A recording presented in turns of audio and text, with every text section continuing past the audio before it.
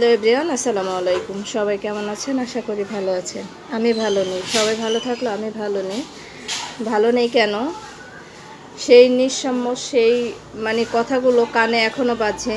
আসিয়া যখন বলতো আমার সাথে যারা অত্যাচার করছে তাদের ফাঁসি চাই, তাদের যাতে ঠিকমতো বিচার হয়। সেই আসিয়া আজকে বিগত দুপুর 1টার দিকে তার শেষ নিঃশ্বাস ত্যাগ করেছে। ইন্না লিল্লাহি ওয়া ইন্না ইলাইহি রাজিউন। আসুন আজকে আসিয়ার মৃত্যুর বিষয়ে আসিয়ার সাথে যা যা ঘটেছে সেই বিষয়ে আমরা একটু কথা বলি।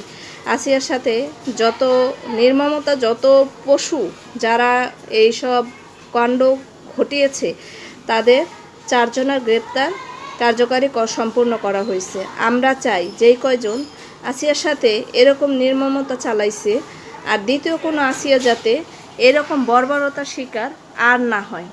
আমি ওর কথা বলতে বলতে আমার শরীর ঘামিয়ে যাচ্ছে, আমি নিজে হতবাক হয়ে যাচ্ছি।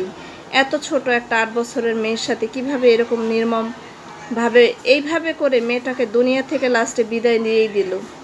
যাই হোক, আল্লাহর কাছে মেয়েটার জন্য দোয়া চাইব যাতে মেয়েটাকে জান্নাতুল ফেরদৌস নসিব করুক। আমরা দেশবাসী সবাই চাই এই খুনি, এই হত্যাকারীর বিচার এমনভাবে হোক, দৃষ্টান্তমূলক হয়ে থাকুক।